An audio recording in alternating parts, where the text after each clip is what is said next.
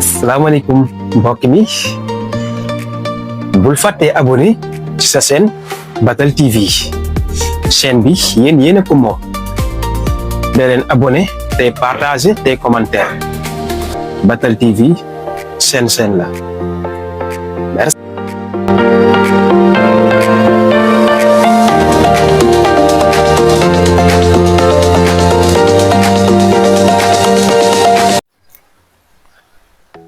asalaamaaleykum téléspectateur Batal TV l'officiel ñu ngi leen di nuyu bu baax a baax yéen a ngi ci seen rubrique mu jàngatu bés bi ci seen chaîne Batal TV ñu leen di wax nag ngeen abonné di partager souvent def ci am solo ngeen ci ànd ak seen xarit Lil Copa l'activiste. tey nag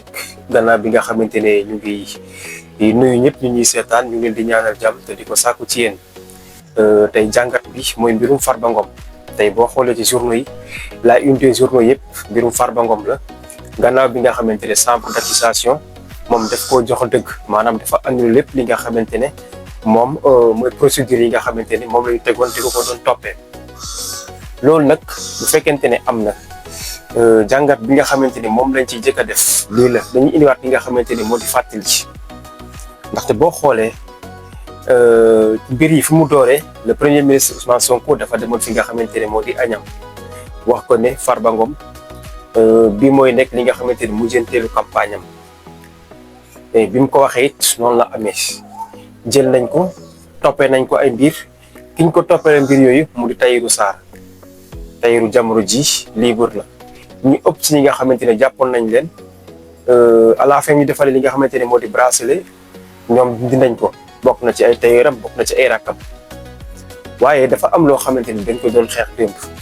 mooy téye nit ci kaso bi te atewoo ko mu nekk fa lu yàgg bu ñu demee ba tey jii nii régime Pastef di ko def est-ce que loolu bokk na ak li nga xamante ni moom lañ doon xeex dañoo jàpp ko ni loolu nekkul dëgg nekkul loo xamante ni lu jaadul Farba Ngom dañ ko war a bàyyi mu ñibbi ndaxte loolu mooy dëgg nit mënoo di ko topp ay weer presque at boobu ba léegi mënoo ko ate te bokk na ci li nga xamante ne moom nga doon xeex tey amoo leen loo koy toppee dul ay mbirum téléphone yoo xamante ne dafa xeebloo ci li nga xamante ne moo di sax ci suñu justice.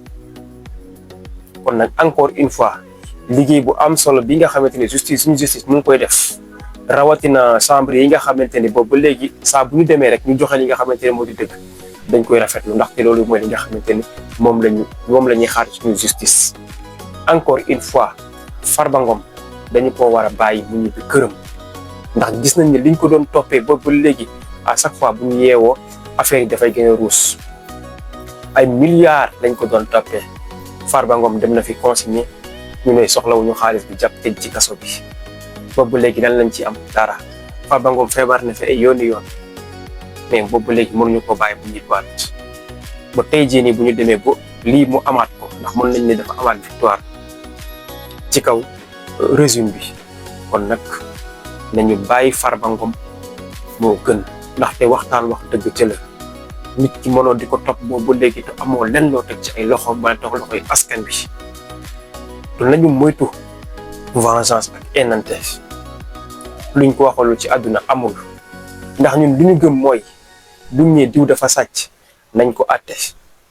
ku sàcc alalu réew mi ku mu monti doon dañ la war a teg ci yoon ndax comme li ñuy waxee rek kenn génnul kenn golo du bay baabin du dundee ku fi jël xaalis boobu moomul dañ la teg ci yoon waaye li nga xamante nag nit ñi mënuñu koo d'accord mooy ay xeexu politique nga ne diw sàcc la at mënoo indi benn firnde boo xamante ne diw mii dafay woon nekk ne sàcc la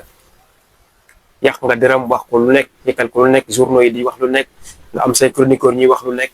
encore une fois ñun dañuy exiger ñu bàyyi ki nga xamante ne moo di Farba Ngom ndax gis nañ ni liñ ko doon toppee lépp gis ñu ci dara loo xam ne teg nañ ko ci taabal bi